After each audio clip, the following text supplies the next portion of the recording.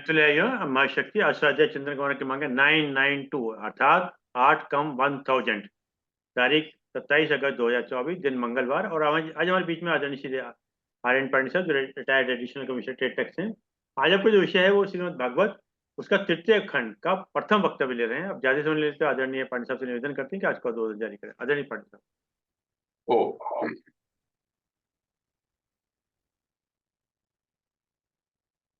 सर्वप्रथम गायत्री मंत्र का उच्चारण करते हैं। ओम भूर्भुवः स्वः तत्सवितुर्वरेण्यं भर्गो देवस्य धीमहि धियो यो नः प्रचोदयात्। अब मैं 2 वैदिक मंत्रों से प्रार्थना करता हूं। ओम विश्वानि देव सवितर्दुरितानि परासुव यद्भद्रं तन्न आसुव। ओम अग्ने नयसुपधारा ये अस्मान् विश्वानि देव वयोनानि विद्वान् यो योध्यस्मज्जुहुराणमेनो भूयिष्ठान्ते नम उक्तिम विधेम। हे सकल जगत के उत्पादक प्रकाश स्वरूप परमात्मन, आप हमारे दुर्व्यसनों को, बुराइयों को, आपत्तियों को दूर करें और जो कल्याणकारी हो वह हमको प्राप्त कराएं। हे सबसे अग्रणी अग्नि स्वरूप परमेश्वर, आप हमारे सारे कर्मों को जानते हैं। आप हमको सन्मार्ग पर ले चलते हुए समृद्धि प्राप्त कराएं। हम आपको बारंबार प्रणाम करते हैं। सर्वप्रथम आदरणीय श्री अरविंद शर्मा जी का बहुत आभार। उसके साथ ही साथ जितने भी उत्कृष्ट बौद्धिक स्तर से उत्कृष्ट श्रोतागण उपस्थित हैं, उन सबको मैं अभिनंदन करता हूं, उनको भी प्रणाम करता हूं। आप सब लोगों के सहारे ये सत्संग की भागीरथी का प्रवाह चल रहा है। ये बहुत बड़ी उपलब्धि है कि आज वक्तव्य संख्या 992 पर पहुंच गई।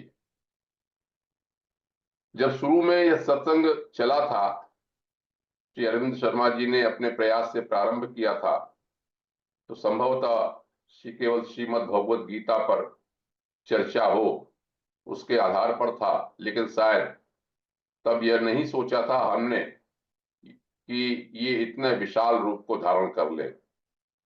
ये तो श्री अरविंद शर्मा जी की दृढ़ इच्छा शक्ति ही है कि उन्होंने इसको छोड़ा नहीं। कई बार ये आया कि भाई इसको रोज डेली छोड़ दीजिए, कम कर दीजिए, लेकिन उनका नहीं।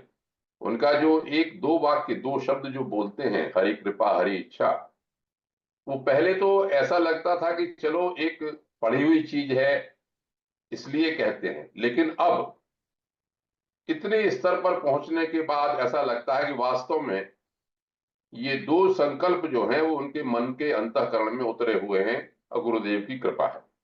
हम लोगों को भी सीख लेनी चाहिए। यदि हरि कृपा हरि इच्छा को हम मान लें, वास्तव में अंतःकरण से स्वीकार कर लें, तो बहुत से संशय मिट जाएंगे, बहुत भी कल्याण भी हमारा होगा। अस्तु। तो श्रीमद् भागवत के बारे में वक्तव्य की, जैसे मैं पहले बता चुका हूं, श्री अरविंद शर्मा जी ने ही प्रेरणा दी।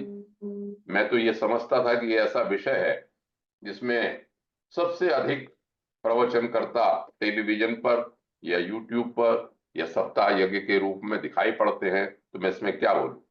यद्यपि मैं काफी समय तक इसको सुन चुका हूं, मेरे घर में भी, मैं स्वयं भी इसको काफी अध्ययन कर चुका हूं, लेकिन जब श्री अरविंद शर्मा जी का आग्रह हुआ, निर्देश हुआ, तो ये कुछ मेरे पुण्यों का उदय था जो मुझे पुनः इस ग्रंथ का अवलोकन करने का अवसर मिला और ये वक्तव्य का श्रृंखला प्रारंभ हुई। तो आज के विषय को प्रारंभ करने से पहले मैं भगवान श्री कृष्ण और भगवान शुकदेव का स्मरण करता हूं, तदुपरांत विषय में प्रवेश करता हूं। सच्चिदानंद रूपाय विश्वोत्पत्त्यादि हेतवे तापत्रय विनाशाय श्री कृष्णाय वयं नुमः। यम प्रव्रजन्तमनुपेतमपेत कृत्यम द्वैपायनो विरह कातर आजुहाव पुत्रेति तन्मयता तरवोभिनेदु तम सर्वभूत हृदयम मुनिमानतोस्मि। विगत पिछले वक्तव्य में जो कथा कही गई संक्षेप में, उसका जो आखिर था वो इस प्रकार था कि सुखदेव जी ने परीक्षित से ये कहा कि ये भागवत ग्रंथ जो मैं बताने जा रहा हूं आपको, महापुराण, इसमें 10 विषय हैं। सर्ग, विराट पुरुष कैसे बना सृष्टि से पूर्व, फिर विसर्ग, उसका विस्तार कैसे किया गया, कैसे प्राणी सब, ब्रह्मा जी ने कैसे उसकी सृष्टि विस्तार किया, चराचर को बनाया। उसके बाद यद्यपि यह सृष्टि प्रतिक्षण नष्ट होने वाली है, फिर भी एक नियम बनाया गया, अनुशासन बनाया गया इसका। वो अनुशासन का नाम है स्थान। अनुशासन तो आप समझते ही, हम सब लोग जानते हैं इस बात को कि भाई सूर्य उदय होना है। आपने इधर ऐसे प्रत्येक ब्रह्मांड, सोलर सिस्टम, अनेकों गैलेक्सीज अपने अपनी जगह घूम रही हैं, क्यों नहीं गिर जाते, समाप्त क्यों नहीं हो जाता। और प्रत्येक के जन्म का, खाने का, इकोसिस्टम का, प्रकृति का एक नियम बना हुआ है। तो उस नियम को बनाने का भी वक्त हुआ स्थान, जिसे स्थिति भी कहते हैं।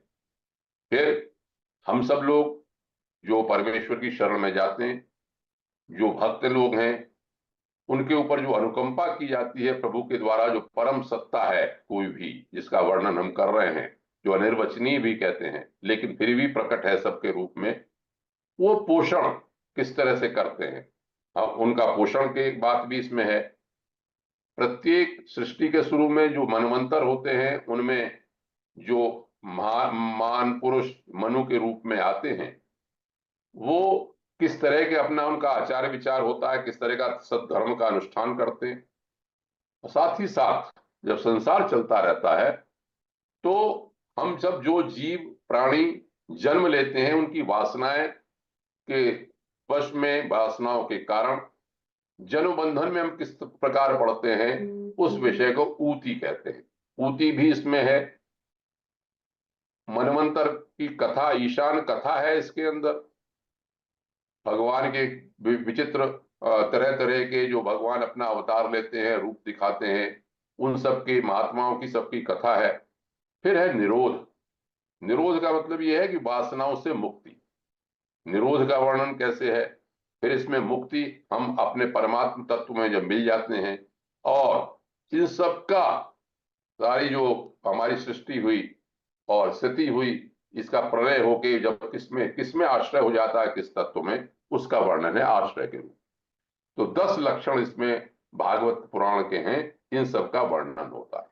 तो जैसे ही ये बात कही और उन्होंने सृष्टि की बात कहना शुरू की, एक प्रश्न किया कि भाई आप विदुर जी और का उद्धव का मिलन कैसे हुआ। यहां पर इसी प्रश्न के साथ दूसरा स्कंद जो है वो समाप्त हो जाता है।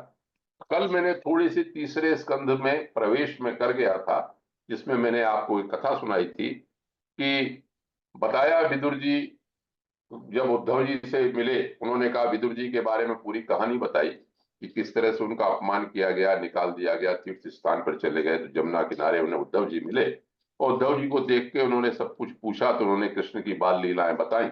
और बाल लीला बताने के उपरांत जब मैं कुछ बाल लीला कल कह रहा था, तो अंत जो किया तब में, वह अंत ये किया था कि भाई भगवान ने जब अपनी लीला संवरण का सोचा, तो सभी लोग, यादव लोग, वृष्णि लोग जितने भी थे, वो अंधक, वृष्णि, भोज, अंधक वंश के जितने भी सब सेना, सब लोग तीर्थ गए।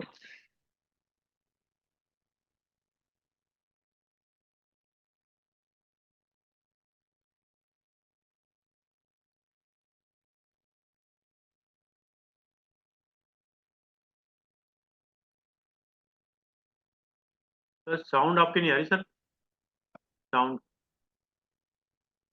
हेलो। हाँ अब आ गई सर, ठीक है। अच्छा। तो प्रभास तीर्थ में जब गए, तो जैसे तीर्थ में जाने का होता है उद्देश्य कि भाई हम गए स्नान करेंगे, जो वहाँ के देवता हैं, पितर हैं, उनका जल देंगे, तर्पण करेंगे ऋषियों को, वहाँ ब्राह्मण जो है उनको दान करेंगे। वो सब कुछ उन्होंने किया वहां पे, गौ ब्राह्मण सबके लिए दान किया, सबको प्रणाम किया, ये तो हुआ ठीक। अब जो एक इशारे में हम सब लोग के लिए वर्तमान युग में भी जो शिक्षा मिलती है, वो बात ये हुई तब कि सब कुछ करने के बाद जब भोजन वोजन कर रहे थे तो उन्होंने वारुणी मधुरा का पान किया। ये मैं इसलिए कहता हूं कि हम लोगों को जो तीर्थ में जाते समय ये सावधानी बरतनी चाहिए कि तीर्थों की पवित्रता बनाए रखने के लिए,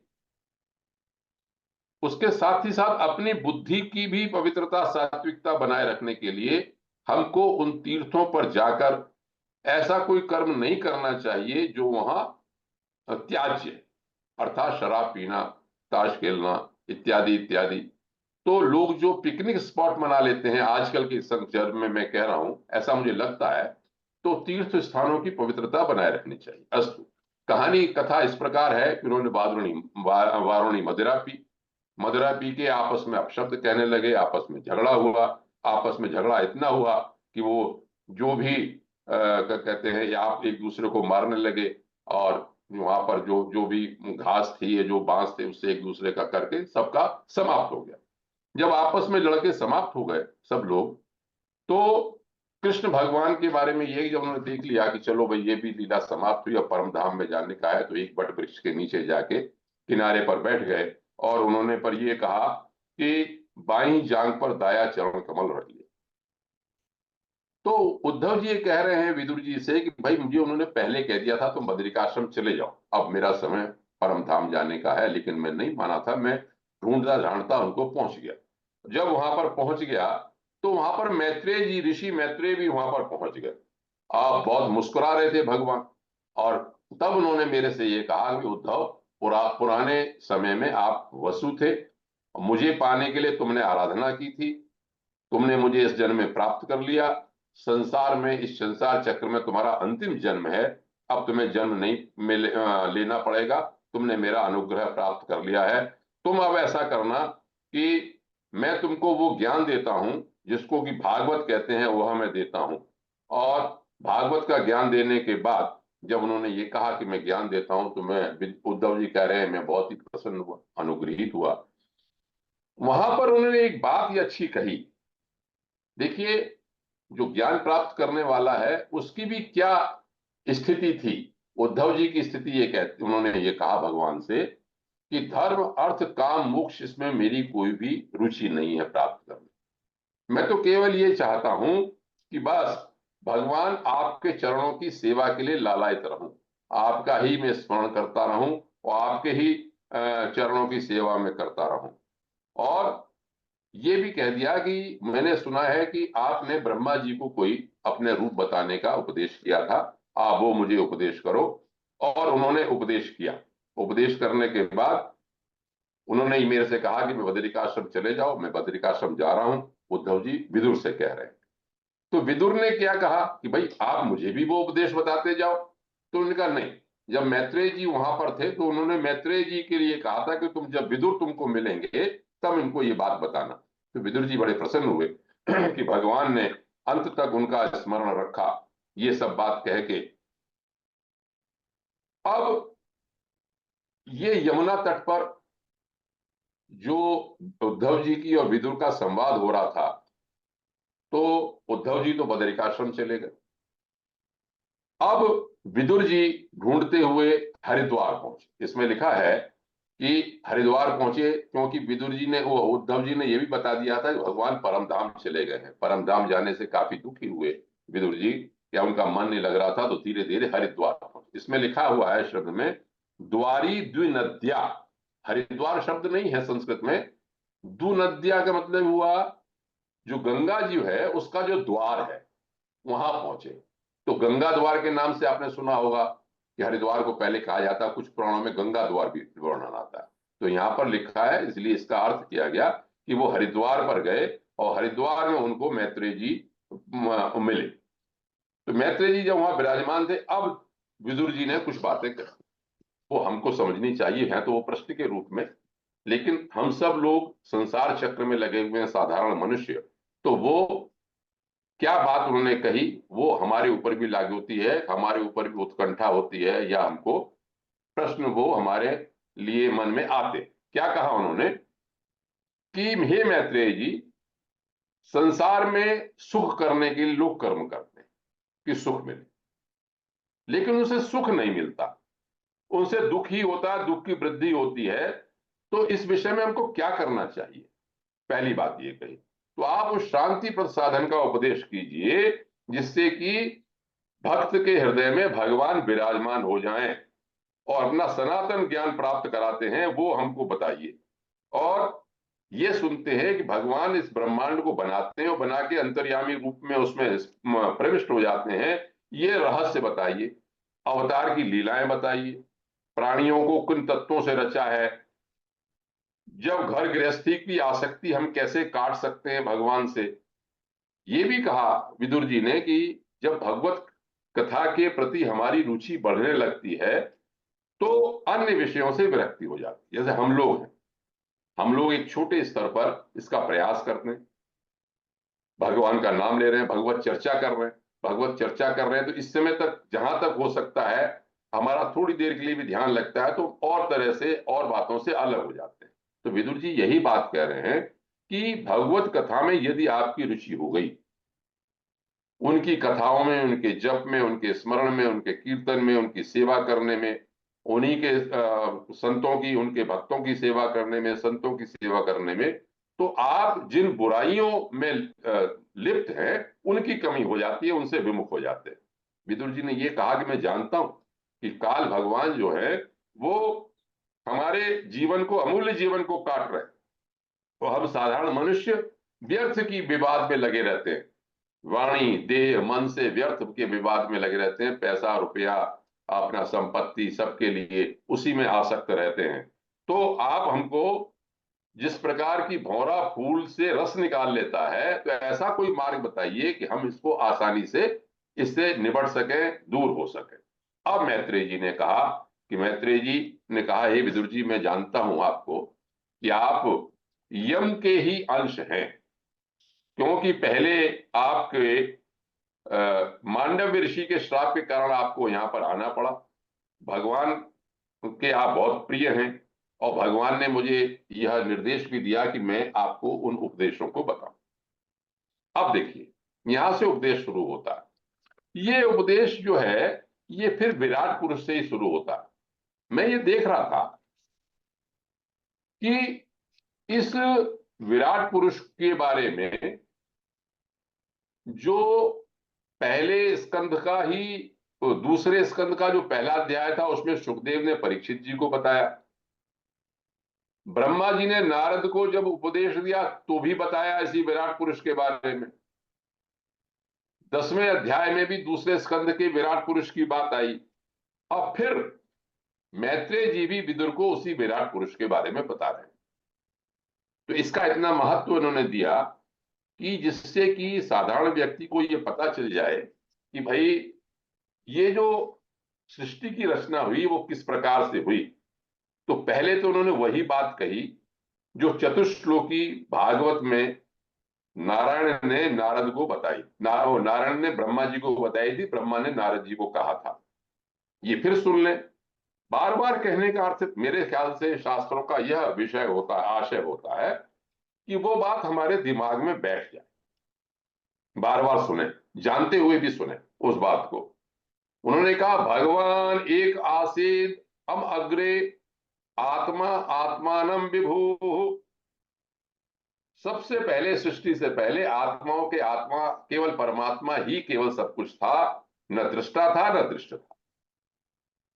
सृष्टि काल में जो अनेक भेद दिखाई पड़ते हैं वो कुछ भी नहीं था, केवल दृष्टा होकर जब परम सत्ता ने देखा तो उन्हें दृश्य दिखाई नहीं पड़ा, मैं कुछ था ही नहीं, सब कुछ दृश्य का मतलब क्या, वो सब कुछ अव्यक्त था। इसको नासदी सूक्त में मैं पहले बता चुका हूं कि न सत था न असत था। जब ईक्षण की शक्ति संकल्प की हुई तो जो अव्यक्त था वो व्यक्त दिखाई पड़ने लगा।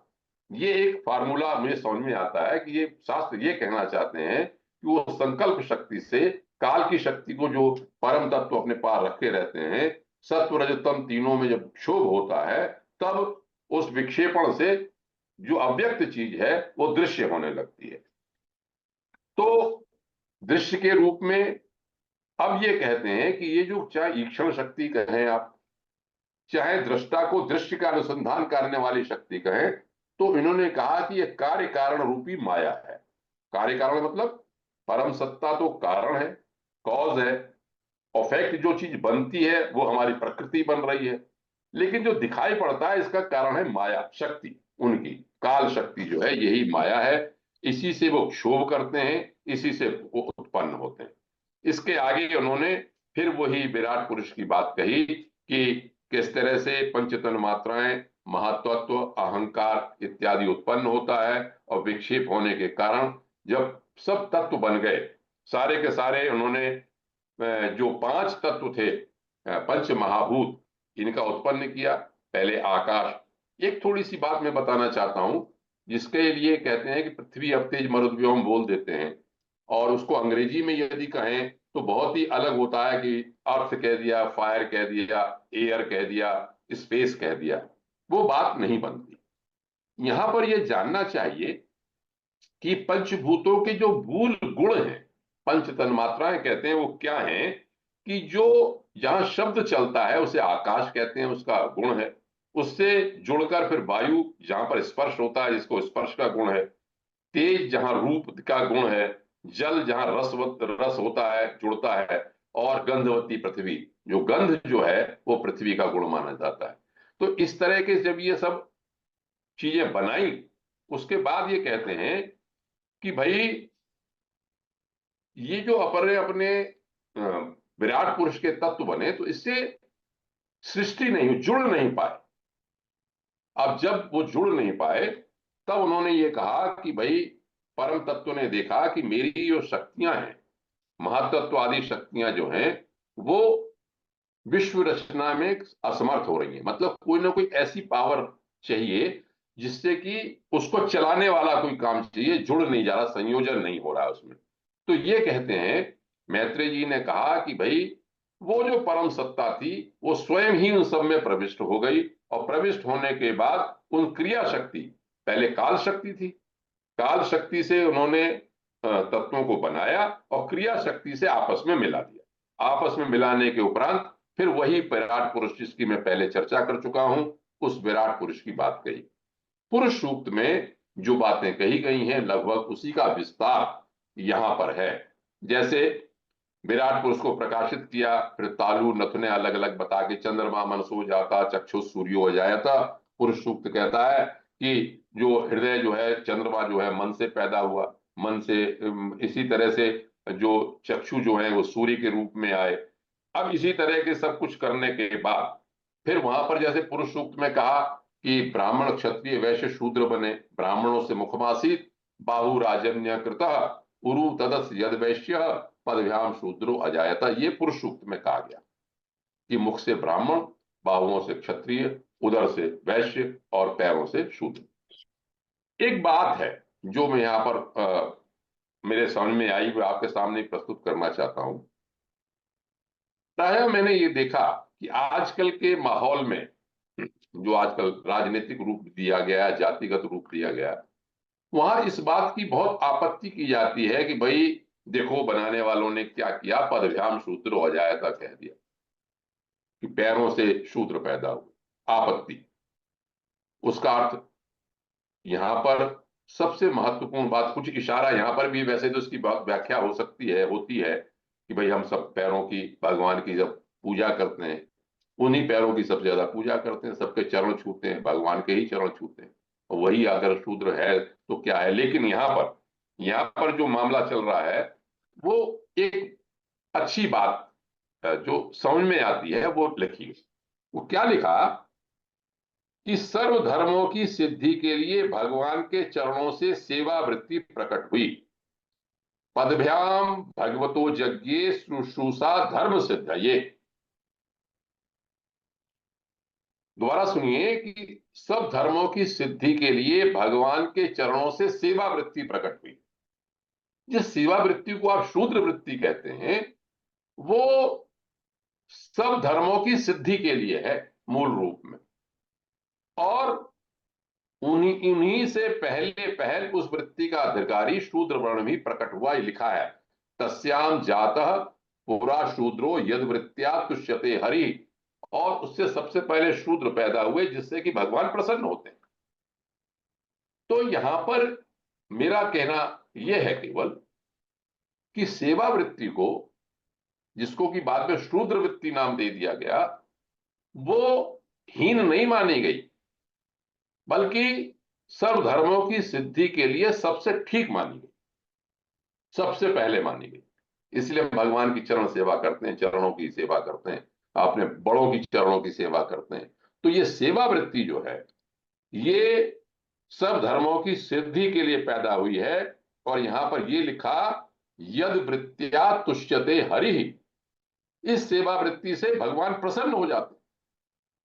तो मैं तो कहता हूं कि हम में, प्रत्येक आदमी में हर तरह की सेवा होती है। जैसे हमें, जब मैं पढ़ रहा हूं तो मैं ब्राह्मण हूं, जब मैं अपना और काम कर रहा हूं ऐसा क्षत्रिय वाला, जो अपने पुरुष अपने परिवार की रक्षा के लिए, तो मैं क्षत्रिय हूं, जब कमाने का काम कर रहा हूं तो वैश्य हूं। लेकिन जो सेवा वृत्ति है वो बड़ी महत्वपूर्ण है। तो सेवा वृत्ति जब हम करते हैं तो भगवान की प्रसन्नता के लिए करते हैं।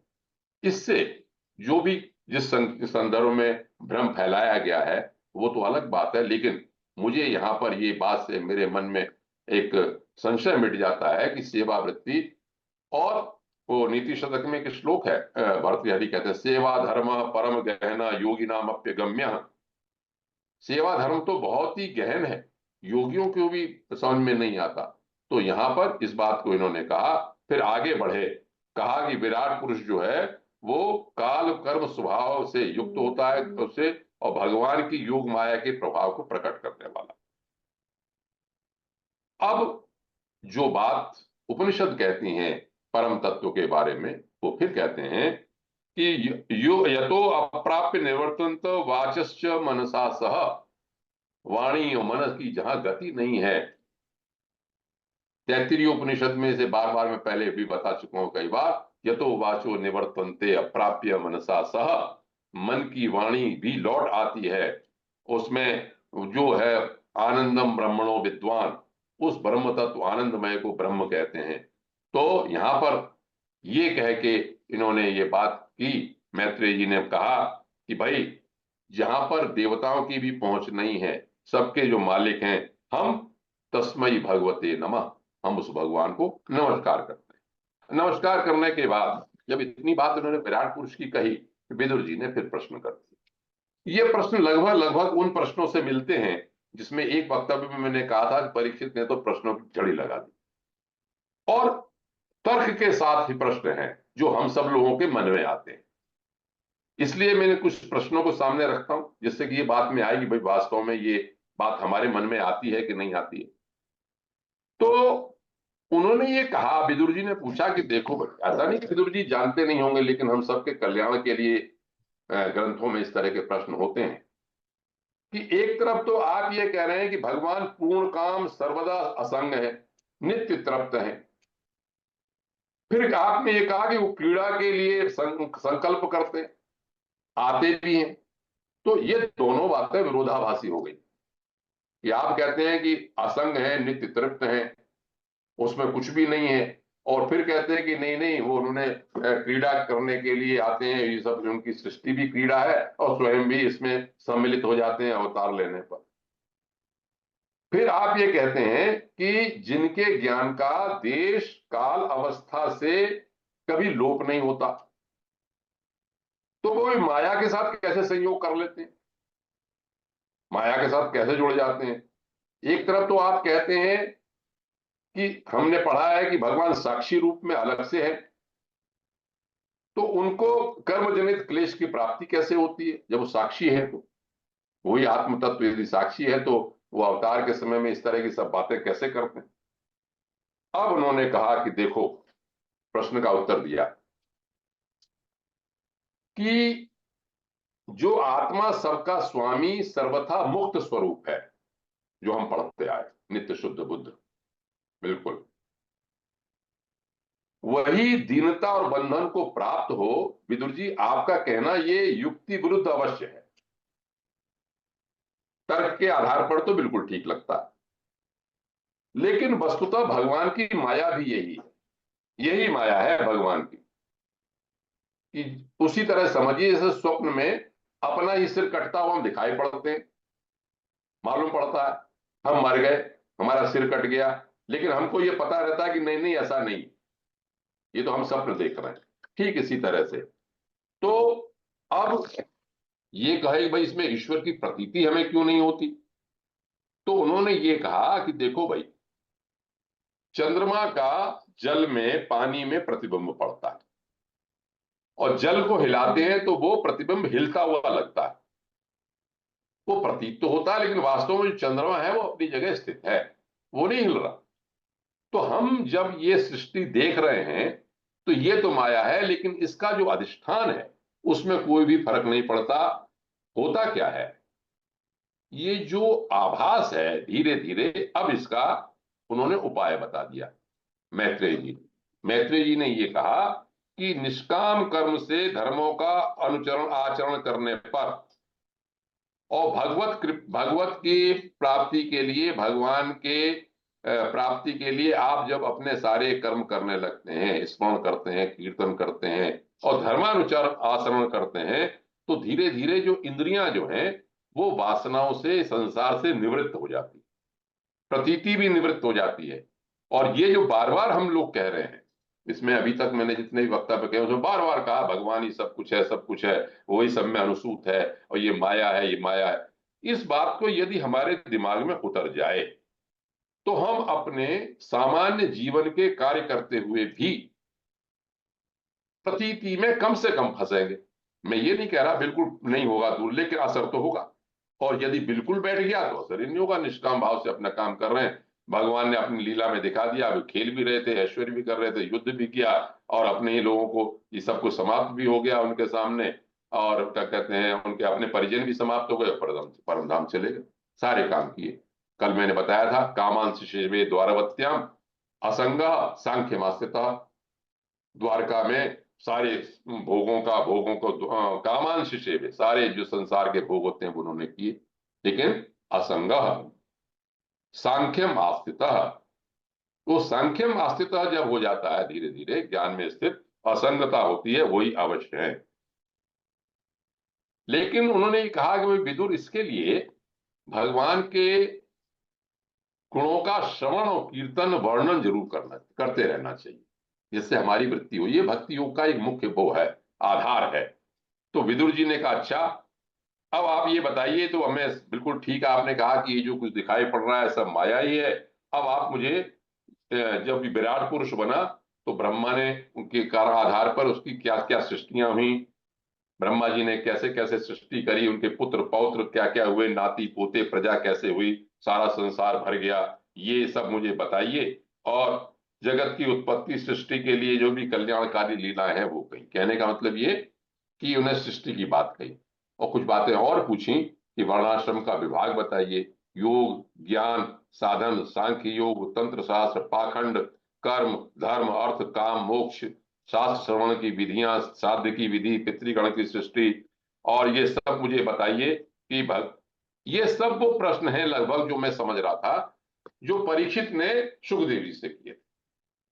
तो अभी ये शुरुआत हो रही है इस तरह की, इन्हीं का सब विस्तार आगे आएगा। तृतीय स्कंद ये चल रहा है, तृतीय स्कंद में अब आगे चल के मैं बताऊंगा कि हिरण्याक्ष के बारे में आएगा, देवहूति कर्दम का, इसमें दो बड़े महत्वपूर्ण प्रकरण आगे आने वाले हैं। वर्तमान में ये चल रहा है बात कि जो इन्होंने विराट पुरुष की बात कही, उससे साथ साथ इन्होंने ये पूछ लिया कि सारी सृष्टि बताइए, और इसमें यह भी बताइए हमको कि भगवान किस आचरण से संतुष्ट होते हैं, कैसे अनुग्रह करते हैं, ज्ञान प्राप्ति के क्या क्या साधन है, क्योंकि ज्ञान भक्ति वैराग्य अपने आप तो प्राप्त नहीं हो सकती, हमको कुछ न कुछ प्रयास करने पड़ेंगे। तो इतने प्रश्न करने के उपरांत अब मैत्रेय जी ने कहा, अब देखिए जो बहुत शुरू में मैं आपको ये बता चुका हूं कि एक अलग परंपरा है संकर्षण मैत्रेय, उस परंपरा का यहाँ पर प्रारंभ होता है। मैत्रेय जी बताना प्रारंभ करते हैं। मैत्रेय जी कहते हैं भाई बिल्कुल ठीक है कि आपने मैं भागवत पुराण को उसको सुनाता हूं जिसमें ये सब चीजें हैं, और ये संकर्षण भगवान ने सनकादि ऋषियों को सुनाई। जब नारायण ब्रह्मा को उपदेश दे रहे थे तो वहां पर संकर्षण भगवान उपस्थित थे, उन्होंने भी उस उपदेश को सुना था। सनक सनंदन सनत कुमार ये निवृत्ति मार्ग के तत्व ब्रह्म का तत्व जानने वाले लोग हैं। तो ये जब वहां पहुंचे तो उन्होंने देखा कि संकर्षण भगवान आंख बंद किए हुए हैं, कुछ ध्यान कर रहे हैं, भगवान स्वयं। लेकिन उन्होंने कहा, वहां पर लिखा कि यम वासुदेवम अभिधा मनंती, उस परम तत्व को ध्यान कर रहे थे जिसे लोग वासुदेव कहते हैं। वासुदेव के बारे में मैं बता चुका कि हिंदी में तो जरूर लिखा, लेकिन यहाँ पर वासु जिसमें सब लोग रहते हैं या जो सब में रहता है, और देवता देव तत्व है, तो वो वासुदेव जो परम तत्व है उसका वो ध्यान कर रहे थे। तो जब ये सनक सनंदन सनत कुमार आए, इन्होंने चरणों में प्रणाम किया, जटाएं उनकी गंगा जल से भीगी हुई थी, और उन्होंने आके देखा, तो जब उन्होंने ये सब बात कही तो उस सनत कुमार जी को ये भागवत उन्होंने सुनाई। और सनत कुमार जी ने सांख्यायन को, ये परंपरा दोबारा से मैं बता देता हूं, यहाँ पर लिखा है, सांख्यायन ने विभूतियों का वर्णन किया, इसका विस्तार किया भगवान की विभूतियों का। उन्होंने पाराशर और बृहस्पति को सुनाया, पाराशर ने पुलस्त्य मुनि को सुनाया, और पुलस्त्य मुनि इनके गुरु थे मैत्रेय जी को, मैत्रेय जी कहने पुलस्त्य मुनि ने मुझे सुनाया। यह दूसरी परंपरा हुई। तो इस परंपरा में अब मैत्रेय जी बताने जा रहे हैं कि वही बात फिर उन्होंने शुरू की विराट पुरुष वाली, कि जब प्रलय था, कुछ नहीं था, तो केवल काल शक्ति को उस परम तत्व ने अपने पास रखा, और अपने स्वरूप जो चित्त शक्ति थी, जिसकी जैसे मैं भगवती की शक्ति की उपासना करता हूँ, शक्ति के वक्तव्य में कई बार कह चुका हूं कि भगवान और शक्ति दोनों जुड़े हुए हैं। तो यहाँ पर लिखा कि उस चित्त शक्ति को अब वो अपने पास रखते हैं, और काल शक्ति के ने जीवों के कर्म के कारण उन्हें प्रेरणा दी। प्रेरणा करने के उपरांत सब उन्होंने सृष्टि करने प्रारंभ की, और अपने आप ही स्वयं भी उसमें प्रविष्ट हो गए। वहां ब्रह्मा जी की उपासना, ब्रह्मा जी पैदा हुए, ब्रह्मा जी ने तपस्या की, तपस्या करने के बाद उन्होंने भगवान के दर्शन किए, भगवान दर्शन करने के बाद भगवान की स्तुति की। यहां पर 25 श्लोकों में ब्रह्मा जी ने भगवान की स्तुति की। तो कथानक तो मैं कह के चल सकता हूं कि आगे ब्रह्मा जी ने स्तुति की, लेकिन कुछ बातें हैं जो मैं आपके सामने रखना चाहता हूं कि ब्रह्मा जी ने क्या कहा। उससे क्या होता है कि हमारी एक वृत्ति बनती है कि हम भगवत तत्व को किस रूप में देखें। 25 श्लोक तो बहुत बड़े हैं, लेकिन फिर वही बात आती है जो मैं बार बार कहता हूं कि भागवत क्या बताना चाहती है। ब्रह्मा जी ने जो स्तुति की उसके पहले श्लोक का ये अर्थ है कि ये बड़ा दुर्भाग्य है भगवान कि जो जीवधारी हैं वो अपने स्वरूप को नहीं जान पाते हैं। वास्तव में क्या है, आपके सिवा कुछ नहीं, जो वस्तु प्रतीत होती है वो वास्तव में सत्य नहीं। माया के कारण गुणों के क्षोभ होने से अनेक रूप प्रकाशित होते हैं, और आपकी चित्त शक्ति के प्रकाशित रहने के कारण अज्ञान आपसे सदा ही दूर रहता है। मतलब आप अपनी वो चित्त शक्ति को जगाइए। कहते हैं ना सत्य चित्त आनंद, 3 गुण बताते हैं, तो यहाँ चित्त शक्ति के रूप में कहा गया। सत्य हमेशा है ही, चित्त चैतन्य शक्ति है उनकी, आनंद में वो है ही। तो उच्च शक्ति के कारण आप प्रकाशित रहते हैं, और हम लोग जो साधारण मनुष्य हैं वो भ्रम में रहते हैं। लेकिन बस ये मन में रखिए कि नहीं, जो कुछ है सब भगवतमय है। इसको बड़े सरल शब्दों में ईशावास्य उपनिषद कहती है कि ईशावास्यमिदं सर्वम्, या हम हिंदी में कहते हैं, हर सनातनी इस बात को जानता है, कहता है कण कण में भगवान। लेकिन इसी पे बहस शुरू हो जाती है कि कण कण में भगवान है, तो ये कण तोड़ दिया, ये पेड़ तोड़ दिया, इसमें भगवान कहाँ है क्या नहीं। तो इस बात को बार बार बताते हैं कि सबसे पहले परम तत्व के बारे में जानिए कि हम सब उस परम तत्व के भीतर ही हैं, उसकी माया है, और परम तत्व हमारे प्रत्येक चीज में, हमारे नहीं, प्रत्येक ब्रह्मांड में हर जगह है।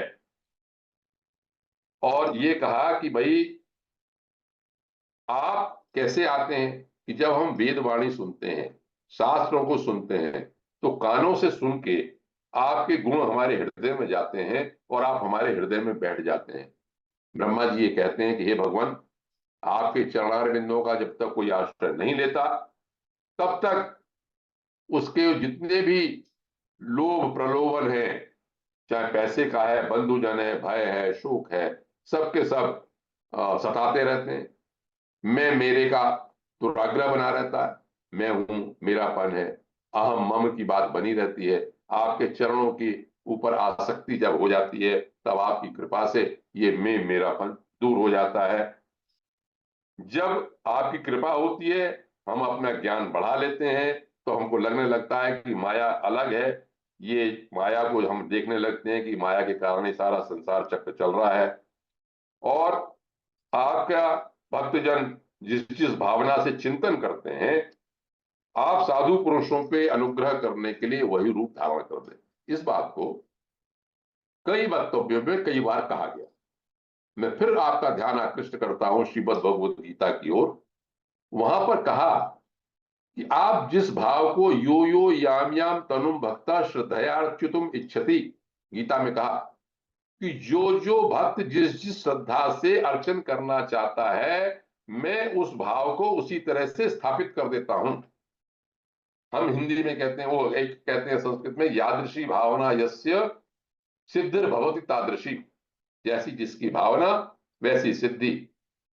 हिंदी में बहुत सरल शब्दों में कहते हैं, जैसी नजर वैसा नजारा। ये बातें बहुत साधारण है, सुनने में बार बार सुनते हैं, लेकिन मैं अब ये समझता हूं कि यदि हम इनको उतार लें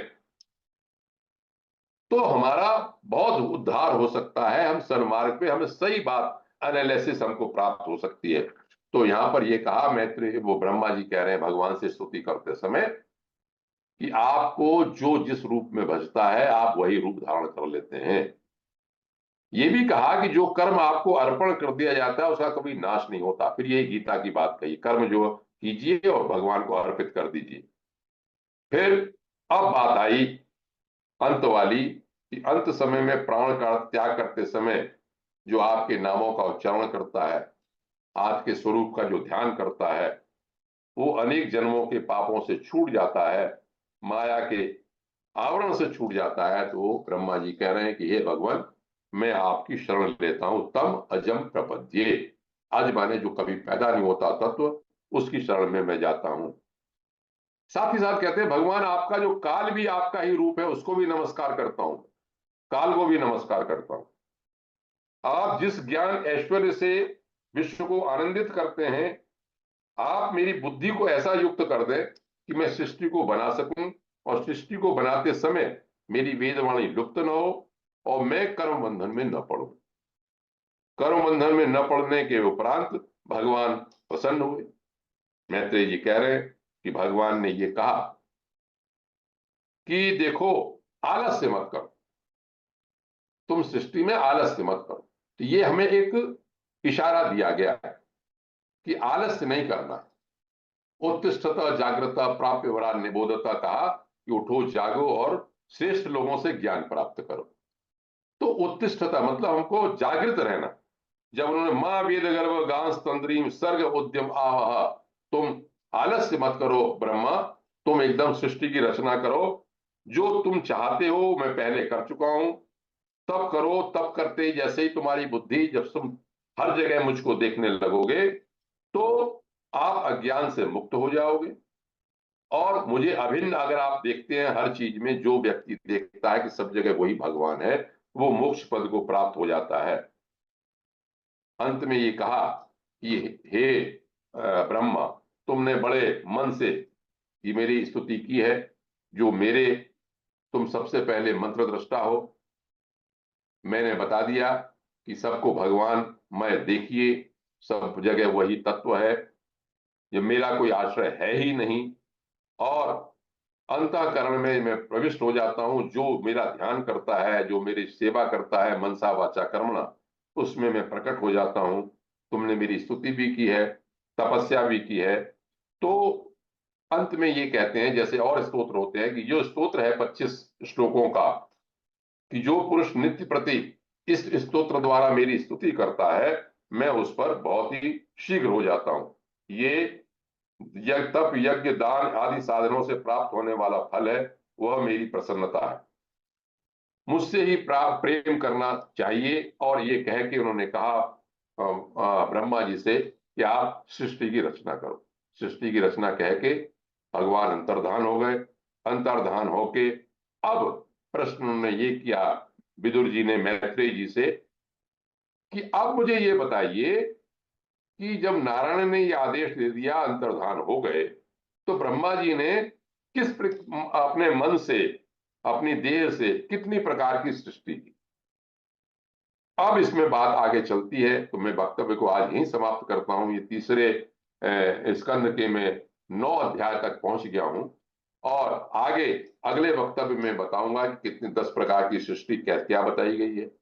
उसके उपरांत हिरण्याक्ष और हिरण्यकशिपु कैसे उत्पन्न हुए, वराह अवतार क्या हुआ, क्या है वराह अवतार का अर्थ, यज्ञ रूप क्या है, जो पृथ्वी जल में मग्न हो गई थी उसका उद्धार कैसे किया। उसके उपरांत कुछ वक्तव्यों के बाद करदम जी के यहाँ, देवहूति के यहाँ भगवान कपिल उत्पन्न हुए, प्रकट होते हैं, और कपिल जी ने अपनी मां को क्या उपदेश किया, बहुत ही महत्वपूर्ण है। अभी जो भागवत के बारे में एक सामान्य क्या कहते हैं इंप्रेशन है, कि हम लोगों को पता है कि भाई इसमें केवल भगवान कृष्ण की लीलाएं हैं, ऐसा नहीं है। मैंने शुरू में ही कहा था कि मैं भगवान कृष्ण की लीला दशम स्कंद में आएगी, जो विस्तार से है, 90 अध्याय है दशम स्कंद में, वो तो अलग है ही। लेकिन उन लीलाओं के प्रति पुष्टि आधार बनाने के लिए सब कुछ जानना जरूरी है, कि क्या वास्तव में परम तत्व है, भागवत क्या कहना चाहती है, क्या स्वर्ग है, कैसी सृष्टि है, कितने प्रकरण हुए, कितने महात्मा हुए, कितने राजा हुए, उन्होंने क्या क्या अपने चरित्र उनके क्या है, जिससे कि हमारे अंदर भगवत तत्व की पुष्टि होती जाए। इस भागवत पुराण का मुख्य उद्देश्य मुझे यही लगता है, किसी भी प्रकार से रुचि से, सांख्य से, दर्शन से, भगवत भक्ति योग से हमारे मन में उन भगवत तत्व का अवतरण हो, जिससे कि हम अज्ञान, माया, इन सब का यथासंभव अपना कार्य कर सकें, और भगवान का स्मरण करते रहें, जिससे कि अंत समय में हमारा उद्धार हो। मेरा बहुत भाग्य है कि मैं इसको अध्ययन कर रहा हूं। थोड़ी सी में रुचि होती है, फिर रजोगुण की प्रवृत्ति होने से संसार में चले जाने का फिर वो उसमें फंस जाते हैं। लेकिन फिर भी मैं भगवान से अपने लिए और आप सबके लिए ये कामना करता हूं कि भगवान हम सब पे कृपा करें, जिससे कि हम सबका उद्धार हो। यह कह के मैं आज के वक्तव्य को समाप्त करूं। धन्यवाद आदरणीय आर्यन पंडित। सभी लोग अनम्यूट हैं, जिस किसी कोई जिज्ञासा हो तो आदरणीय पंडित से पूछ सकते हैं। बाद में 2 शब्द हमारे आदरणीय वीरेंद्र चौधरी साहब बोलेंगे, और किसी कोई और जिज्ञासा हो, गोकुल मुंद्रा साहब भी हैं बीच में, वो भी वीडियो खोल के बोल। मुद्रा साहब तो इस सृष्टि की रचना के बारे में बिल्कुल एक्सपर्ट हैं, बहुत अच्छे वक्तव्य दे चुके हैं। जी जी। तो जो गुरुदेव की किताब में जो पढ़ा और जो समझ में आया वही आपके सामने रखा। नहीं तो नहीं, एक बहुत बात अच्छी ये लग रही है कि जी। जैसे जैसे चीजें पढ़ते हैं तो अलग अलग डायरेक्शन से चीज पढ़ते हैं, तो चीज बहुत स्पष्ट होती चली जाती, ज्यादा खुलती चली जाती, कि बिल्कुल ठीक। तब लगता है कि कहीं कोई अंतर नहीं है, सब चीजें एक सी चीज। तरीका हो सकता है अलग अलग समय बताने का, अलग अलग रहा होगा कालखंड के हिसाब से, हर ऋषि का अपना तरीका रहा होगा। और ये बड़ा आनंद आता है इसको जानने से कि चीज के कंफ्यूजन सारे खत्म हो जाते चले जाते हैं सर।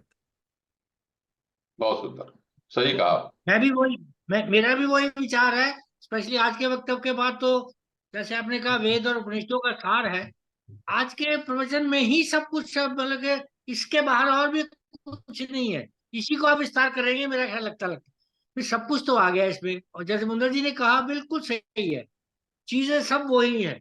अगर मैं 992 का अगर संक्षेप करूंगा तो चीजें वही 10 15 20 चीजें सब वही आ जाती, और स्पष्ट होता जाता है, बिल्कुल स्पष्ट होता जाता है। मैं एक बार बार चीज जैसे बार बार बोलने से स्पष्ट हो जाती है, वही बात वही है, एग्जैक्टली वही चीज है।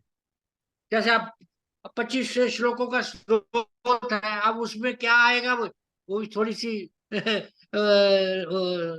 एंग्जाइटी रहती है, लेकिन बयान वही वही करेंगे, वही ब्रह्मा, वही ब्रह्मलीन होना, वही माया, वही ब्रह्म ही सब कुछ है, जो नहीं है वो भी वो है, जो है वो भी।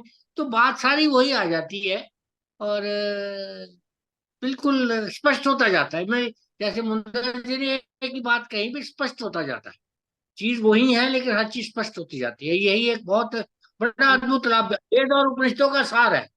आप हर एक किसी एक लाइन को भी आप किसी उपनिषद से कनेक्ट कर सकते हैं, ये बात पक्की है, आप करते भी रहे हैं बीच में।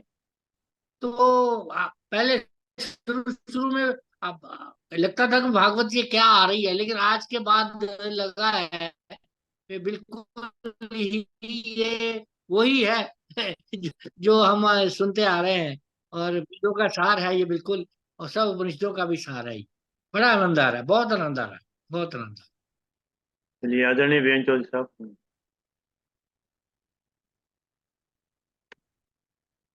चौधरी साहब आशीर्वाद दे दीजिए, अनम्यूट कर लीजिए।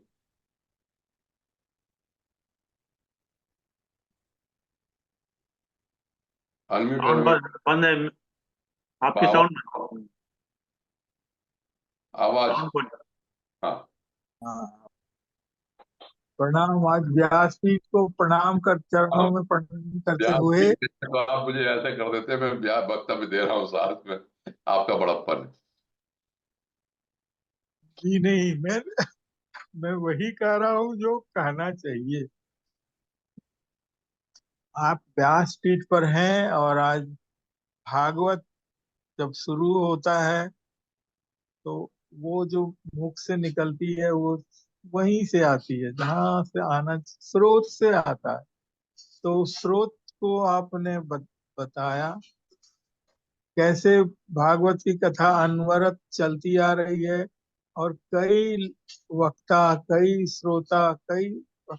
श्रोता हुए इस सीरीज में।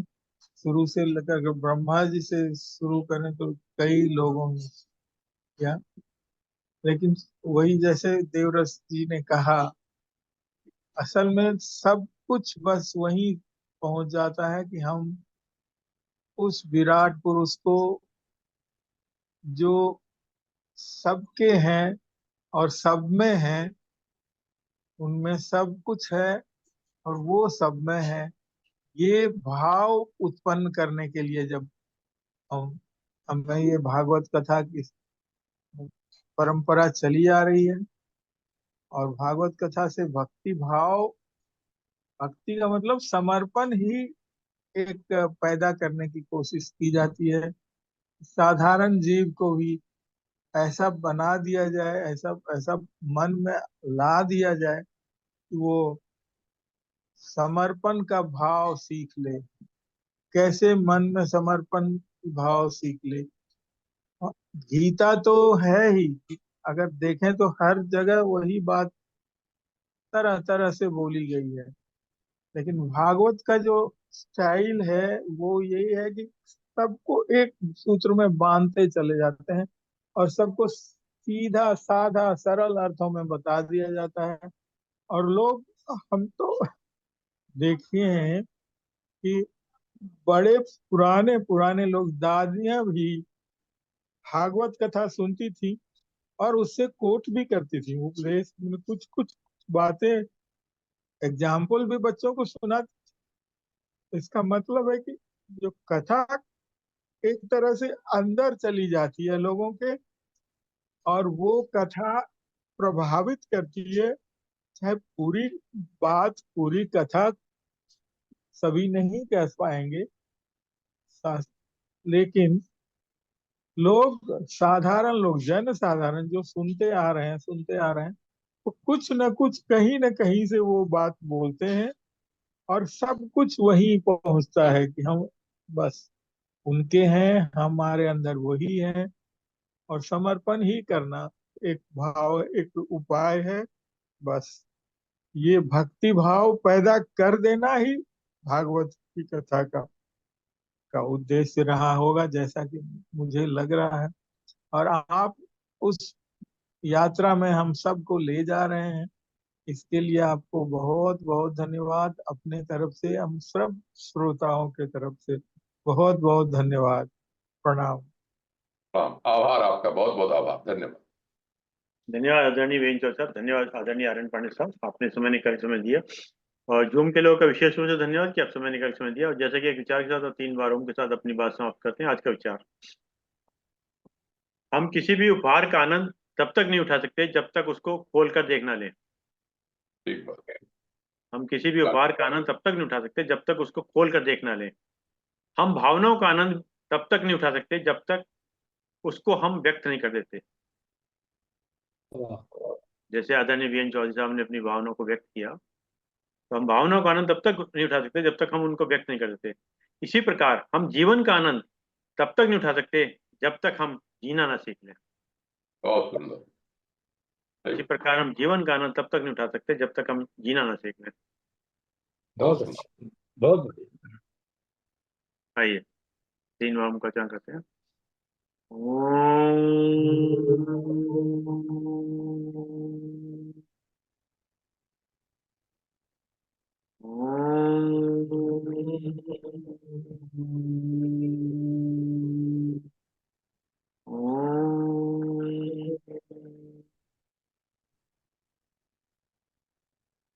शांति शांति ओ शांति, सभी प्रणाम, सभी प्रणाम।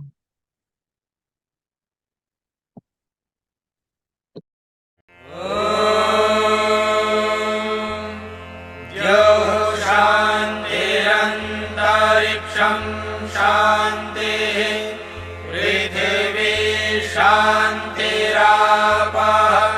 शान्तिरोषधयः